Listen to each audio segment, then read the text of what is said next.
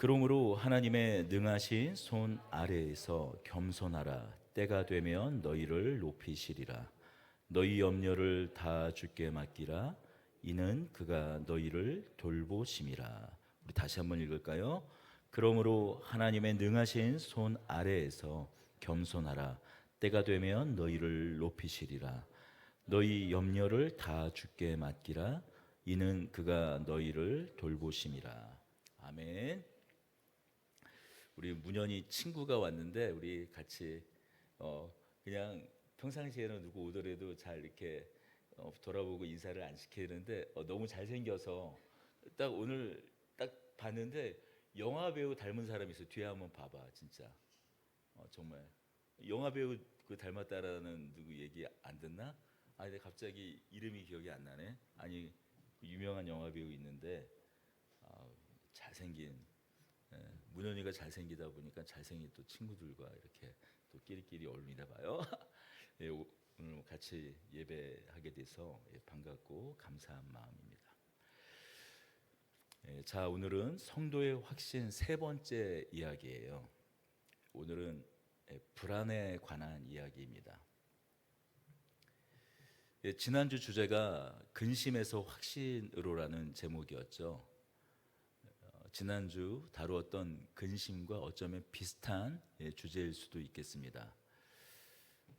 그러나 이 근심 또 오늘 다룰 불안, 근심이나 불안이나 좀 비슷한 뭐 개념 아닌가요? 할 수 있지만 좀 안으로 들어가면 좀 사뭇 다르죠. 근심이 고난을 마주하는 성도의 반응, 오늘 우리가 살아가는 성도의 현실적인 삶 가운데에서 우리가 고난을 겪게 되는데 그 고난을 겪게 될 때 성도들이 다가오는 이 마음의 상태, 그것이 근심이라면, 그러니 어떻게 보면 시점으로 보면 이 근심이라는 것은 오늘의 이야기겠죠. 그러나 불안은 어떨까요? 미래에 관한 이야기입니다. 현실보다는 미래의 그 불확실성 때문에, 미래에 대한 그 불확실성 때문에 뭐 성도뿐이겠습니까? 모든 사람들이 그 미래 때문에 불안하죠. 오늘 내가 즐겁게 친구들과 함께 웃다가도 갑자기 어느 순간 불안이 엄습해 오죠. 왜죠? 그 이유는 미래에 대한 불안감 때문입니다. 미래와 관련되어 있기에 선택을 이야기하지 않을 수 없습니다. 사람들은 선택을 하고 살아요. 아마도 제 아내는 오늘 예배를 끝내고 예배를 마친 후에 오늘 점심을 뭐를 먹을까 뭐 잠깐 뭐 생각하고 뭐 고민도 했을 겁니다. 그리고 어떤 한 선택을 했겠죠. 우리 점심 시간에 뭘 먹을까 고민을 하잖아요. 물론 어떤 경우에는 뭐 회사를 다니는데 그럼 회사 식당에는 메뉴가 딱 이렇게 고정이 되어 있으니까 요일별 메뉴가 뭐 그러니 뭐 고민할 것도 없을지 모르지만 뭐 회사 식당이 없는 경우에는 당장 회사 바깥을 나가서 학교 식당을 이용하지 않고 뭐 학교 밖에서 식사를 한다 그러면 당장 오늘 내가 뭐를 먹을까 선택을 하게 됩니다. 뭐 그런 가벼운 선택, 뭐 그런 정도의 선택은 잠깐 오늘 하루의 기분을 좌우할 수는 있죠. 아유, 내 거기 식당 괜히 갔나 봐. 뭐 입맛 빼렸네. 잠깐 내 기분을 뭐 이렇게 뭐 상하게 할 수도 있고 그날의 어떤 컨디션에 영향을 미칠 수도 있지만 뭐 그 선택을 잘못했다고 오늘 뭐를 먹을까 그 선택 잘못한 것 때문에 내 인생이 잘못되거나 그런 일은 없어요. 우리 마음이 불안하기까지 하지는 않습니다. 그러나 뭐 예를 들자면 학생들 같은 경우에 뭐 초등학교 6학년, 6년, 중고등학교 6년, 도합 12년이죠. 그 12년의 그 긴 학업을 끝내고 한 번은 어떤 한 선택을 해야 됩니다. 물론 대학을 어디 갈까 어떤 선택하기에 앞서 내가 어떤 전공을 할까, 어떤 분야로 공부를 할까, 고민하게 되죠. 뭐 예린이만 하더라도 뭐 제가 지켜봤습니다만 중학교 3년, 고등학교 3년, 뭐 초등학교 때는 별 생각 없었던 것 같고 도합 6년을 자기 전공을 놓고 고민을 하던 모습을 보았어요. 그렇게 어떤 한 전공을 놓고 고민을 뭐 해서 선택을 하면 그걸로 끝일까요? 우리의 선택은 아니죠. 졸업할 즈음 되면 또다시 고민하게 됩니다. 졸업해서 어떤 진로로 이제 직장을 가져야 할까? 뭐 아니면 좀 더 내 자신의 어떤 그 깊이를 더하기 위해서 뭐 대학원 진학을 해야 할까? 그런 고민을 하고 또 선택을 합니다. 뭐 바로 취업을 할 수 있다면 어쩌면 그것은 뭐 행복한 고민, 행복한 선택일 수도 있겠습니다. 이러한 수많은 선택에서 우리는 좀 더 나은 대답을 찾으려고 애를 써요. 선택의 종류를 늘리기 위해서 노력합니다. 뭐 우리가 스펙이라고 하죠. 내가 더 나은 스펙을 가지면 가질수록 내 선택의 폭도 넓어지니까요. 뭐 더불어 좀 더 나은 선택을 하기 위해 주변의 조언을 구하기도 합니다. 하지만 어떻던가요? 그렇게 선택을 하지만 그 선택에 항상 만족스럽던가요? 뭐 그렇지만은 않은 것 같아요. 우리는 또 후회를 하긴 하죠. 그때 원래 내가 생각했던 그걸 했어야 되는데. 그런 후회를 하곤 합니다. 선택할 당시에는 그게 최선이었고 정답이었던 것 같지만 또 지나고 나면 뭔가 아쉬움이 남아요. 그리고 그 다른 선택을 했을 때 또 그런 선택을 한 친구들의 모습과 나의 오늘의 현실을 보면 또 그것을 비교할 때 뭐 때로는 마음이 속상하기도 합니다. 그래서 어떻습니까? 다시 어떤 선택을 놓고 뭐 이전과 다른 더 불안함에 빠지기도 합니다. 그럴 때마다 내가 지금 하는 이 선택이 정답인지 아닌지, 잘한 것인지 아닌지 누가 속 시원하게 좀 대답을 좀 해줬으면 좋겠어요. 그래서 많은 사람들이 가는 곳이 어디입니까? 점집이에요. 제가 젊었을 때는 점집이었지만 요즘에는 어떻습니까? 제가 얼마 전에 그 홍대를 갔는데 이렇게 한 골목에 이렇게 타로점을 보는 곳들이 막 이렇게 있더라고요. 예전에는 뭐 젊은 사람이나 좀 나이 든 사람들이나 어디를 많이 갔냐면 서울이라면 미아리를 많이 갔어요. 미아리 미아고개 성신여대 입구에서부터 미아리 고개 언덕까지 양쪽 그 한 골목이 양쪽 대로변 골목이 다 점집이었어요. 그 만자 이렇게 펄럭이는 뭐 깃발 그런 데든지 신점을 보는 곳들이고 그런 전집들이었습니다. 그런데 요즘에 뭐 연세 드신 분들은 여전히 그런 곳을 가겠지만 젊은 사람들은 뭐 어디를 갑니까? 뭐 사주나 뭐 이렇게 사주랑 타로 이렇게 해서 사주 타로 뭐 그런 집들이 홍대에 이렇게 있더라고요. 그런 곳을 갑니다. 왜 갑니까? 뭔가 누군가 좀 이제 그 뭔가 좀 초자연적인 것에 잇대어서 결정을 내려주면 좀 더 내가 선택을 한 것에 대해서 확신을 갖고 그 선택을 할 수 있으리라 생각하기 때문에 그런 점집을 가는 것 아닙니까? 그래서 좀 더 용하다는 곳에 찾아갑니다. 한동안 하나님의 음성 듣기라는 것이 유행을 했습니다. 하나님의 음성 듣기.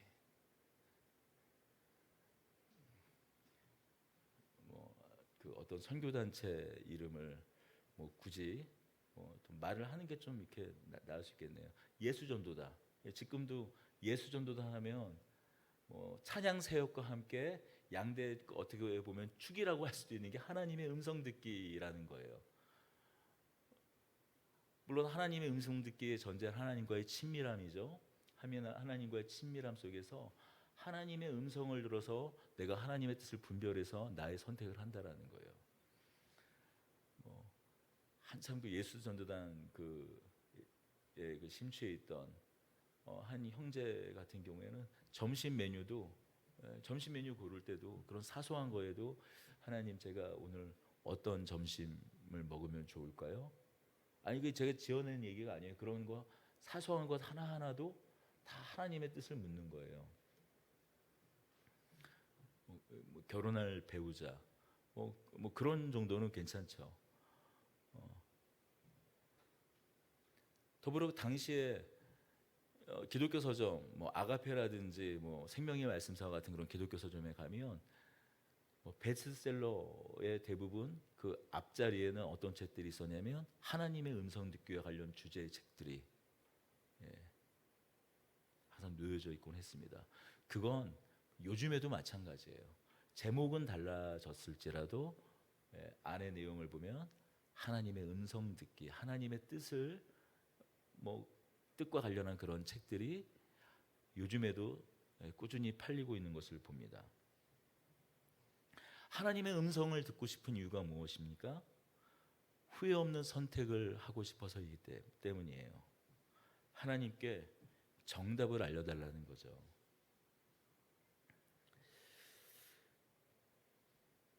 사실 하나님의 음성을 듣고 싶어하는, 또 그래서 우리가 기도하는 그 이유 그 내면을 좀 이렇게 사실 들여다보면 우리는 한 가지 불편한 대목을 마주할 수 있습니다. 사실 그것이 믿지 않는 사람들이 점장이를 찾아가는 이유와 우리가 기도를 하던, 기도를 통해서 하나님의 뜻을 묻던, 아니면 하나님의 음성을 듣던, 결국 하나님의 뜻을 알려주세요. 달리 표현하면 이 말은 어떤 의미가 됩니까? 하나님께서 결정을 해달라는 겁니다. 여기에 우리가 놓치고 있는 함정이 있어요. 무슨 얘기죠? 나는 책임을 안 지겠다. 나는 책임을 안 지겠다라는 거예요. 내가 기도했고 내가 하나님의 음성을 들어서 이 선택을 했으니 이제부터 모든 책임은 하나님이 지셔야 한다는 거죠. 하나님께서는 우리의 이런 본심을 알고 있어서 그런지 우리가 기도를 해도 하나님께서는 대답을 안 해주세요. 우리 인생 가운데 어떤 기로에 놓이는 경우가 얼마나 많아요. 지금 24, 25 군대 제대해서 앞으로 진로 때문에 고민하고 있는 청년들은 특히 그렇죠. 내가 어떤 선택을 하느냐에 따라서 10년 뒤에 나의 모습이 아예 달라집니다.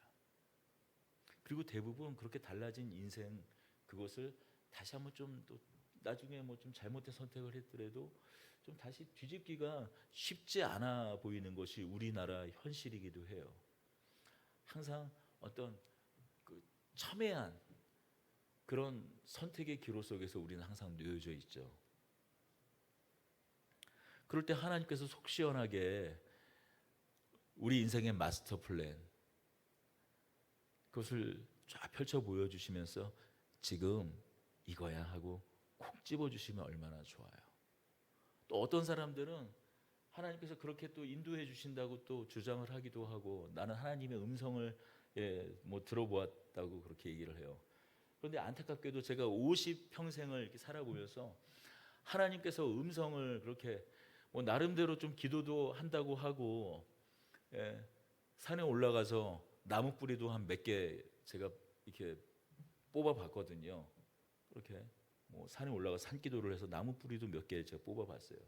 그런데 하나님께서 들려주시질 않더라고요. 물론 딱 한 번 하나님의 음성을, 야 이건 하나님의 음성이구나 하고 확신하는 그런 음성을 들어본 적이 있어요. 제가 회심을 하고 나서 담배를 못 끊고 있을 때 언젠가도 얘기했지만 준성아, 네가 나보다 담배를 더 사랑하는구나. 담배를 못 끊어서 어쩔 줄을 몰라 하니까 그 새벽에 그 흡연력 금단 증세를 이기지 못하고 편의점 가서 담배를 한 갑 사서 입에 물고 불을 붙이는데 그때 하나님의 음성이 들리더라고요. 물론 사운드는 아니었어요. 귀에 준성아, 네가 나보다 담배를 더 사랑하는구나. 그런 건 아니었어요. 마음의 깊은 울림이었죠. 그런데 그 이후로 담배를 그렇게 금단욕 때문에 사서 입에 댈 때마다 그 마음 가운데 있었던 그 깊은 울림, 준성아, 네가 그냥 그 잔잔하게 들려왔던 내 마음 속의 소리, 준성아, 네가 나보다 담배를 더 사랑하는구나. 필 때마다 그 소리가 들리니까 담배가 맛있겠어요? 피고 싶겠어요? 하루에 고3 때부터 20년, 거의 한 15년을 폈던 그 담배. 그 이후로 그 음성 때문에 한 번에 끊을 수가 있었습니다. 그렇게 제 인생 가운데 하나님의 음성을 기대를 했지만 내가 어떤 선택을 할 때마다 하나님께서 그 깊은 그 울림을 주시면 얼마나 좋겠습니까? 그러나 딱 그때뿐이었습니다. 덕분에 잘 끊어서 어쩌면 우리 집안 내력상 이렇게 폐가 약해가지고 전부 다 폐 관련된 질환으로 다 일찍 돌아가신 분들은 거의 폐 때문에 돌아가셨는데 어쩌면 건강하게 이렇게 살고 있는지 모르겠습니다. 성경을 보아도 그렇죠. 성경에 우리가 어떤 선택을 해야 할지 알려주지 않습니다.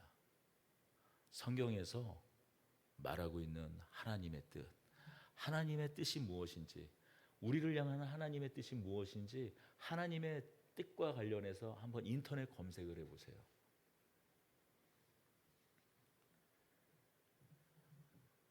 신앙과 불신앙, 우리가 어떻게 하나님 앞에서 살아야 하는지와 관련된 하나님의 뜻과 관련돼서는 성경에 무수히 많은 말씀이 있습니다. 대표적으로 빌립보서에 하나님의 뜻은 뭐라고요? 범사에 항상 기뻐하라, 쉬지 말고 기도하라, 범사에 감사하라. 이것이 너희를 향한 뭐라고요? 하나님의 뜻이니라. 하나님의 뜻하고 인터넷에서 연관 검색어를 한번 검색해 보세요. 그럼 어떤 선택에 어떤 상황에서 어떤 선택을 해야 되는지 그런 건 나와 있지 않아요. 어떻게 하나님을 붙잡고 살아야 하는지와 관련된 말씀만 있습니다. 분명히 하나님께서는 우리의 모든 것을 알고 계세요. 시편에는 뭐라고 말씀하고 있습니까? 우리 머리카락 한 개까지 세신 바 되셨다고 말씀하고 있어요. 하나님은 우리가 수정된 이후에 모태에서 자랄 때부터 우리 마지막 숨 거두는 그 순간까지 우리의 모든 것을 다 알고 계십니다. 그래서 하나님께 대하여 우리가 뭐라고 고백합니까? 알파와 오메가, 시작과 끝 되신 하나님이라고 고백하지 않습니까? 우리의 선택의 결과가 결국 어떤 결과로 이루어지는지, 그 결과로 맺어질지 하나님은 다 알고 계세요. 그런데도 불구하고 우리가 그렇게 어쩌면 인생의 질곡 가운데 그렇게 막다른 퇴로에 있을 때에도 하나님은 답을 알려주지 않는다는 거죠. 그러니 우리는 우리의 신앙생활에 우리가 평화로다, 하늘 위에서 내려오네. 예수를 믿으면 마음 가운데 찾아오는 것이 평안이라는데, 샬롬이라는데, 화평이라는데 하나님께서 주신 그 평안을 누리보다는 어떻습니까? 우리는 여전히 불안할 때가 더 많이 있죠. 왜요? 두렵기 때문이에요. 미래가 두렵기 때문입니다. 그렇습니다. 우리는 신앙을 갖고 있지만 여전히 불안감을 떨치지 못하는 경우가 많이 있습니다. 그럼 하나님께서는 왜 우리의 이런 불안함을 잘 알고 계시면서도, 두려움을 잘 알고 계시면서도 우리가 불안함을 떨칠 수 있도록, 두려워하지 않을 수 있도록 정답을 콕 집어, 마치 과외 선생님이, 쪽집게 과외 선생님이 정답을 알려주시는 것처럼 그렇게 알려주면 좋을 텐데 왜 그렇게 하지 않을까요?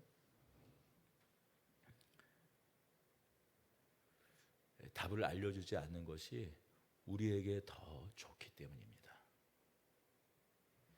공부를 좀 예를 들어서 말해 보겠습니다. 수학 실력이 늘기 위해서는 어떻게 해야 됩니까? 먼저 개념을 알아야 됩니다. 그리고 많은 문제를 풀어봐야 됩니다. 성질머리 급한 우리 학생들은 어떻습니까? 맨 끝에 문제집 맨 뒤에 답을 보고 문제풀이 과정을 보면서 문제를 풀어요. 절대로 실력이 늘지 않죠. 언젠가 유튜브에서 보니까 공부 잘하는 그 친구들과 공부를 좀 못하는 친구들의 그 차이에 대해서 좀 어려운 용어를 이렇게 들었으면서 설명을 하더라고요. 메타인지라고 하는 개념이 있더라고요. 메타인지가 말은 어려운데 그냥 쉽게 이야기하면 내가 뭐를 모르고 있는지 아는 것이 메타인지라고 합니다. 내가 뭐를 알고 있고 뭐를 모르고 있는지, 뭐를 모르고 있는지 알아야 그것에 대해서도 집중하고 시간을 효율적으로 사용할 테니까요. 그렇습니다. 수학뿐이겠습니까? 어떤 공부를 하든지 내가 뭐를 모르는지, 내가 어디에서 실수하는지 그것을 잘 알아야 그것을 극복할 수 있습니다. 더 나아질 수 있죠. 바로 그렇습니다. 하나님은 우리가 무엇을 모르는지 알게 해 주시려고 하나님의 뜻, 나의 인생의 모든 계획, 나의 삶, 나의 어떠함을 다 알고 계시면서도 무엇이 가장 최선인지 아시면서도 알려주시지 않습니다. 하나님께서 만약에 우리의 어떤 선택 앞에서 매번 답을 해주신다면 여러분 우리의 인생은 어떨까요? 여러분 우리 어쩌면 로봇과 다를 게 아무도 없지 않을까요? 그리고 우리 믿음이 단단해질 수 있을까요? 우리 믿음이 굳건해질 수 있을까요? 어쩌면 우리 구원마저도 오히려 흔들릴 수 있을 거라고 저는 생각합니다. 우리가 가는 이 길엔 정답만 있지 않습니다. 고난도 있습니다. 어려움이 있습니다. 그러나 어떻습니까? 이 고난을 견디고 통과하고 이겨낼 때 비로소 믿음의 실체, 믿음이 무엇인지 나의 입술로 고백하게 될 수 있죠. 선택 앞에서 고민하고 때로는 기도도 하고 두려워하기도 하고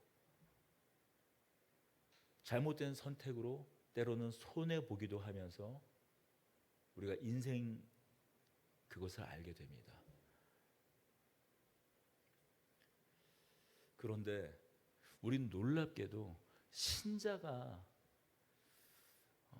믿지 않는 사람들과 조금 다른 부분이 있는 것 같아요. 잘못된 선택으로 우리가 만나게 되는 그런 손해마저도 어쩌면 정말 안 되는, 정말 해서는 안 되는 그 선택마저도 하나님이 손해가 되지 않게 하시는 거예요. 여러분 혹시 다윗의 이야기를 알고 있죠? 사무엘상에 보면 참 그 다윗의 파란만장한 이야기가 있습니다.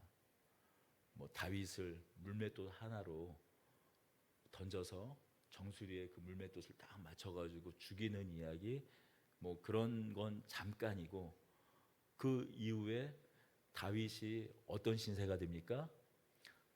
그의 장인이기도 한 사울 왕의 질투를 받아서 14년 동안 도망자의 시간을 갖게 돼요. 그때 다윗의 가장 힘들었던 때가 언제였을까요? 바로 블레셋으로 망명했을 때예요.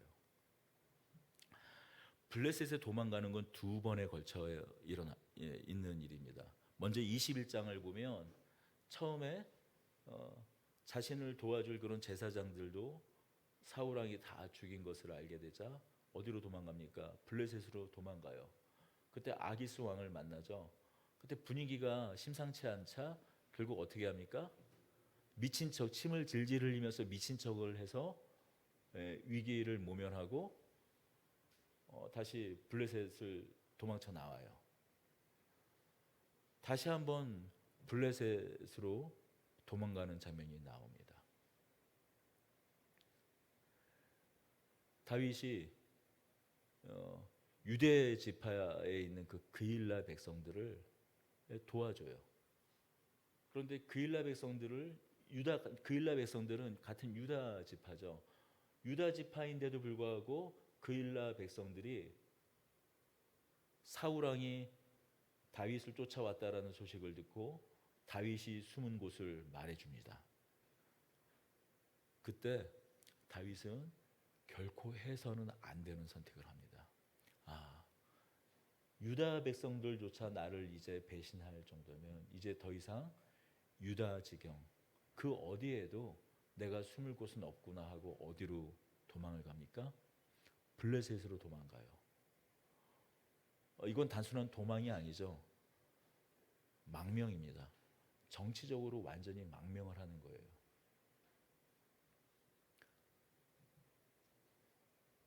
잠깐 그 장면을 가볼까요? 사무엘상 27장입니다. 27장과 29장에 잘 나타나 있습니다. 27장 1절, 구약성경 456면입니다. 27장 1절은 이렇게 시작합니다. 다윗이 그 마음에 생각하기를 내가 후일에는 사울의 손에 붙잡히리니 블레셋 사람들의 땅으로 피하여 들어가는 것이 좋으리로다. 사울이 이스라엘 온 영토 내에서 다시 나를 찾다가 단념하리니 내가 그의 손에서 벗어나리이다 하고, 이어서 다윗이 일어나 함께 있는 사람들 600여 명과 함께 블레셋으로 망명을 하는 장면이 등장합니다. 블레셋에서 망명하는 그 하루하루 쉽지 않았어요. 블레셋 왕 아기스에게 이제 뭐 여러 곡물들이죠. 조공을 바쳐야 되는데 그 눈에 이제 잘 보여야 되니까 뭐 이곳저곳을 뭐 약탈하러 갔다고 얘기를 합니다. 약탈하러 갔다고 했을 때 뭐 어디를 약탈했냐고 물으면 유다 지경, 뭐 네게브 다 유다 지경을 약탈해서 뺏어왔다고 얘기하고 아기스에게 바쳐요. 그런데 그런 시간은 오래가지 못하죠. 결국 일이 터집니다. 29장이에요. 29장 1절입니다.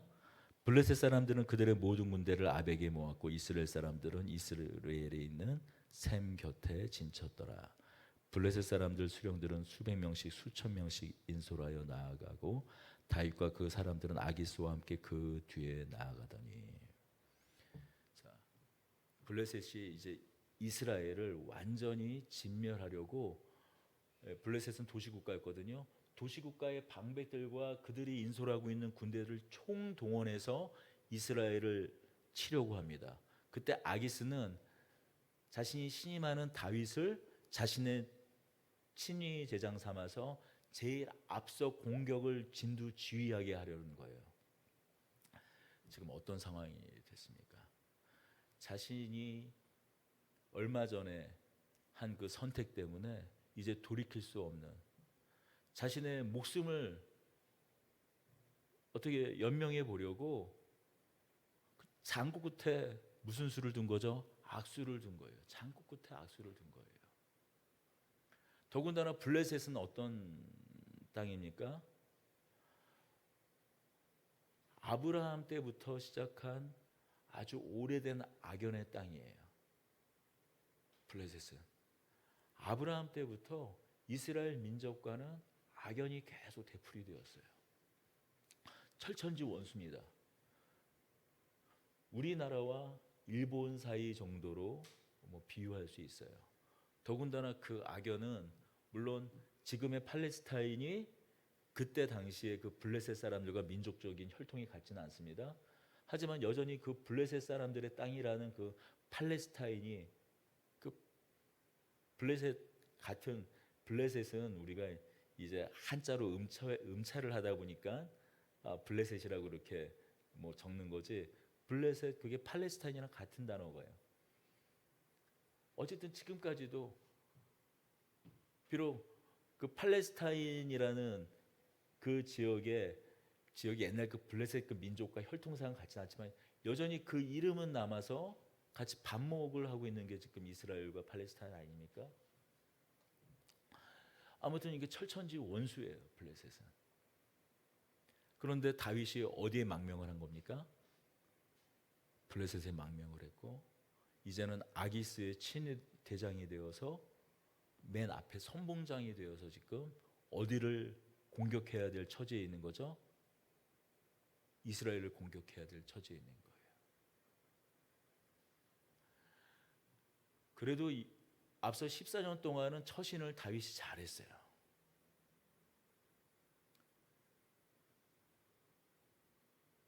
이스라엘 사람들과 이스라엘 지파와는 어떨지 모르겠지만 적어도 유다 지경에서는 그래도 다윗이 여러 선한 영향력을 미치면서 그래도 나중에 훗날 보면 이런 거죠. 14년의 시간이 그냥 허투루 보낸 세월이 아니라 다윗의 왕됨, 다윗이 왕이 될 수 있는 그 자질을 가진 사람이라는 것을 마치 선거 운동을 하는 것 같이 오랜 시간 동안 자기를 증명해낼 수 있는 시간이 어떤 시간이었는가? 다윗이 유다 광야에서 그렇게 도망자의 신세로 보냈던 시간이 그렇게 허튼 시간은 아니었다라는 거죠. 그런데 결국 마지막 순간에 어떤 판단을 합니까? 일본으로 망명을 하는 거예요. 일본으로 투항을 하는 거예요. 거기에 이제 어떤 일이 일어나죠? 이스라엘을 공격해야 됩니다. 그것도 선봉장으로 말이죠.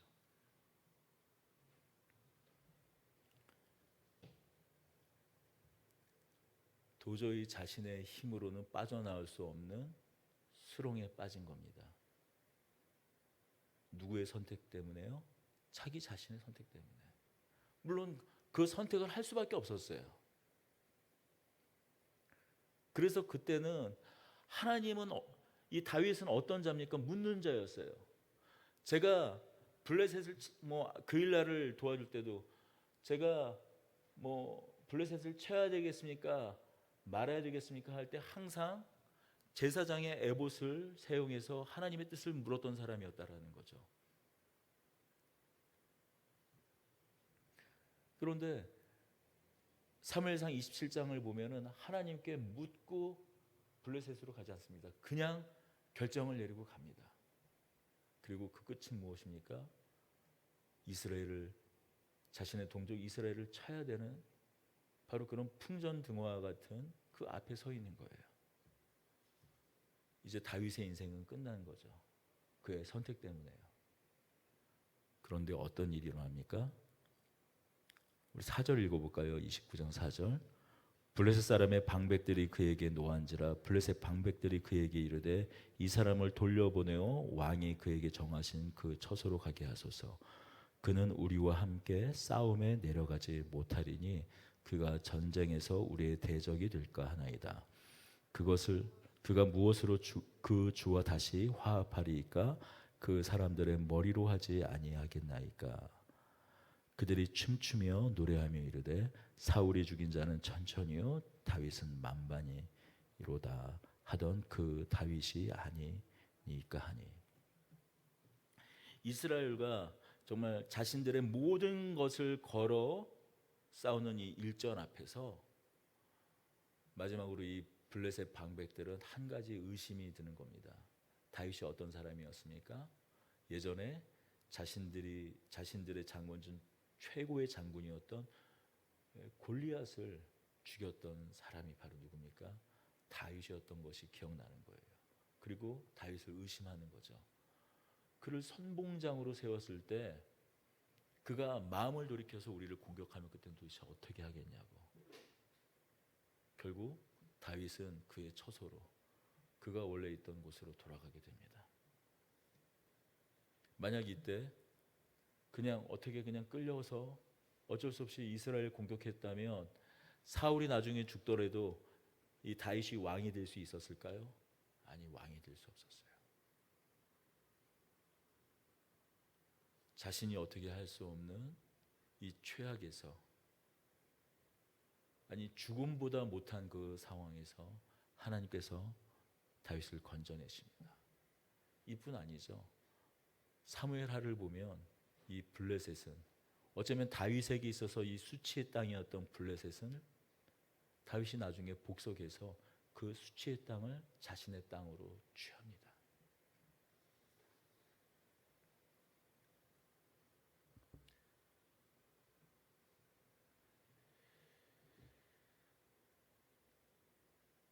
하나님께서 우리에게 답을 알려주시지 않는 이유는 앞서 말씀드렸듯이 우리가 그 문제를 풀어내기를 원하시는 것도 있지만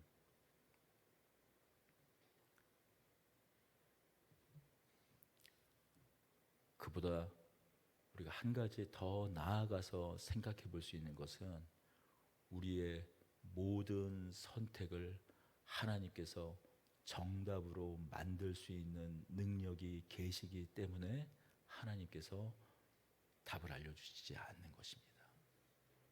우리의 어떤 선택, 우리의 어떤 실수, 우리의 어떤 터무니없음도 끝내 결국에는 실패가 되게 하지 않으시고 그 어떤 것도 손해가 되지 않게 하실 하나님의 능력이 계시기에 하나님은 굳이 애써서 정답을 말씀 안 해주신다라는 거죠.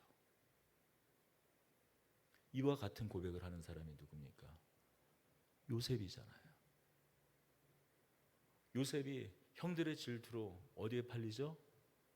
애굽에 팔려요. 참 인생이 험하죠. 보디발 장군의 집에서 그래도 이 종들 중에서는 우리가 우리 순우리 말로 마름이라고 그래요. 한자 말로는 집사라고 하죠. 어떻게 보면 교회의 집사도 같은 의미입니다. 종들 중에서 똘똘한 친구 하나를 세워서 그 집안을 또한 다스리게 하잖아요. 요셉이 보디발 집안의 그 집사가 되었어요. 하지만 어떻게 되죠? 보디발 장군의 그 아내의 모함으로 결국 감옥에 가지 않습니까? 그 뒤에 왕의 꿈을 해몽해서 총리가 되는 건 우리가 너무나 잘 알고 있는 이야기예요. 나중에 온 지중해에 기근이 들어서 그 형들을 결국 마주하게 되고 그의 아버지 야곱이 죽었을 때 형들이 이제 요셉이 복수할까 봐 두려움 앞에 떨고 있을 때 요셉이 어떤 이야기를 합니까? 형들은 악을 행하였으나 하나님께서는 이를 뭐로 바꾸사? 선으로 바꾸사.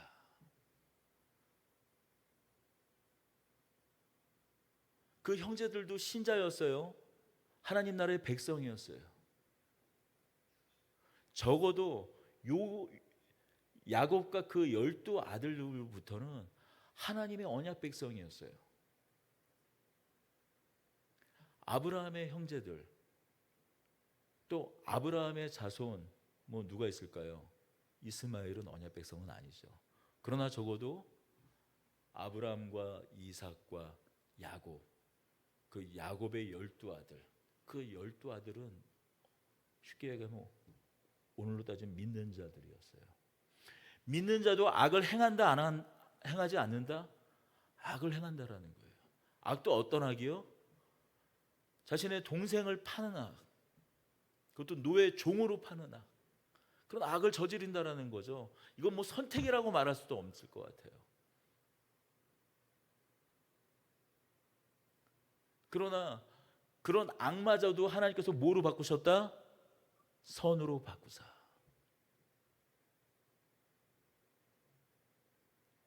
로마서 8장은 뭐라고 말하고 있습니까? 이를 하나님을 사랑하는 자, 그 뜻대로 부르신 자들에게는 모든 것을 합력하여서 선을 이루시겠다고 말씀하세요. 모든 것을 합력하여서 선을 이루신다.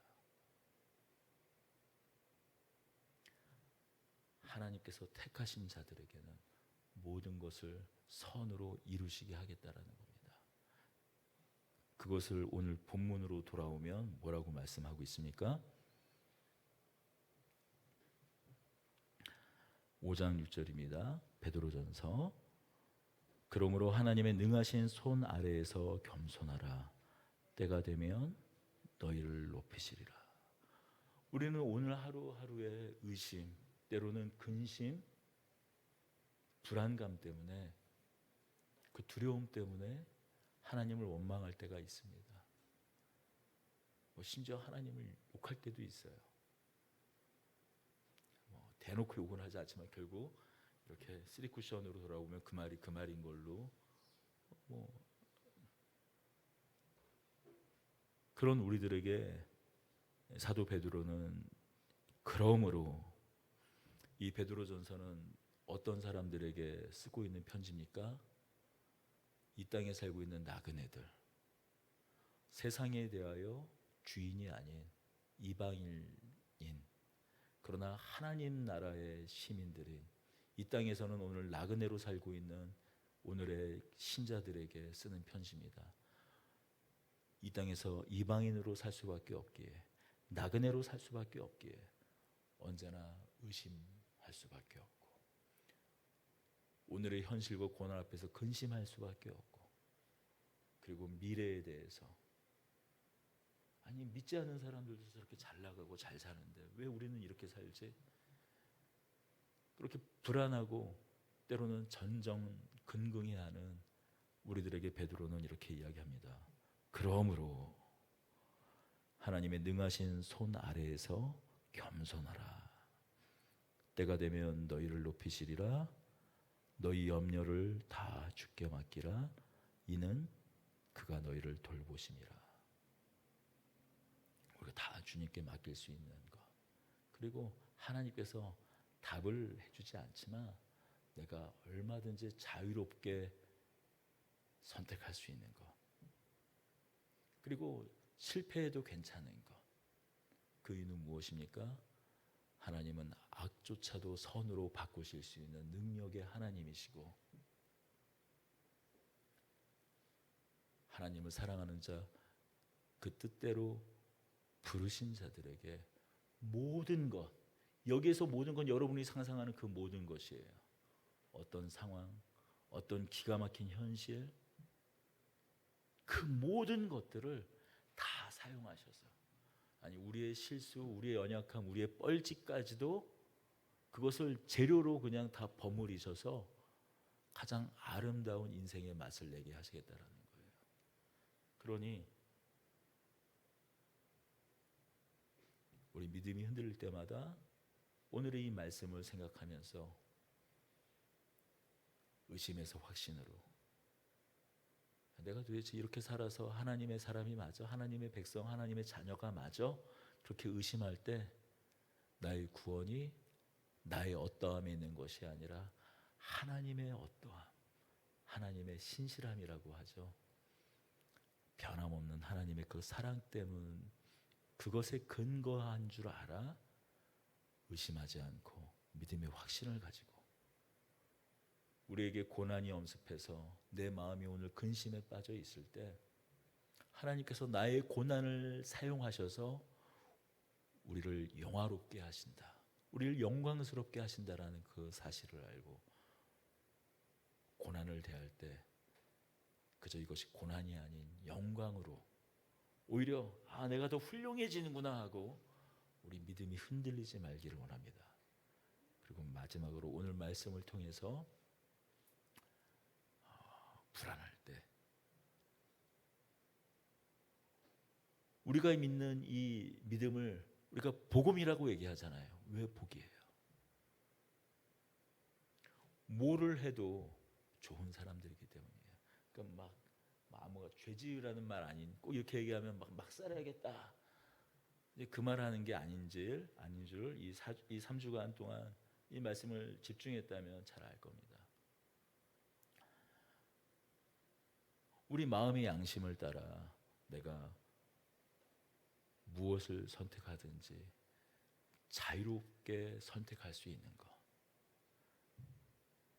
바로 여기에 우리의 복음이 있습니다. 우리가 왜 복된 존재인가? 돈을 많이 벌어서 내가 사는 아파트마다 따블이 돼서 그게 복이 아니라 왜 복이라고요? 왜 우리가 믿는 것이 왜 복음이라고요? 우리의 실수,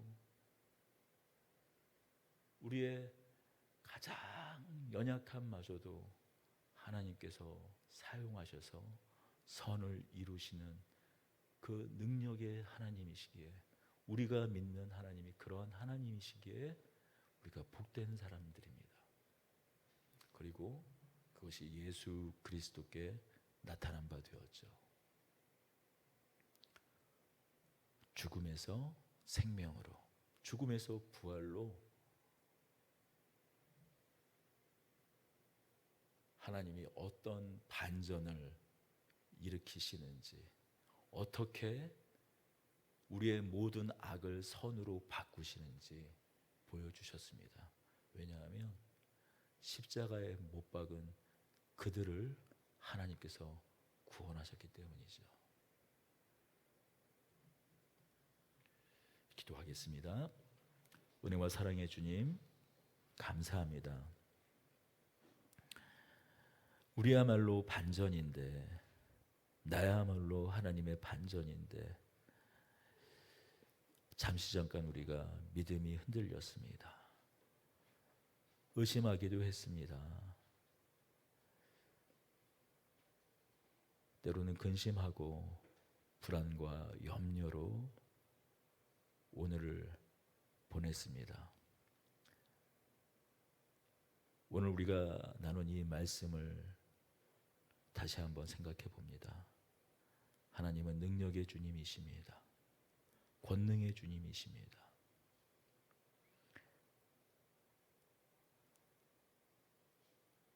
우리의 어떤 못남으로도 하나님의 궤해, 하나님의 일하심을 결코 막을 수 없습니다. 결코 뒤집을 수 없습니다. 하나님은 전지전능하신 분이시기 때문입니다.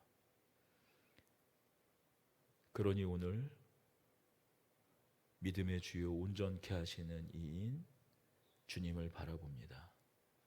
저희 마음의 눈을 열어 주님을 온전히 바라볼 수 있는 저희 되게 하시고 우리 마음을 열어 마음껏 하나님께 찬양할 수 있는 저희 되게 하여 주시옵소서. 우리 주 예수 그리스도의 이름으로 기도드립니다. 아멘.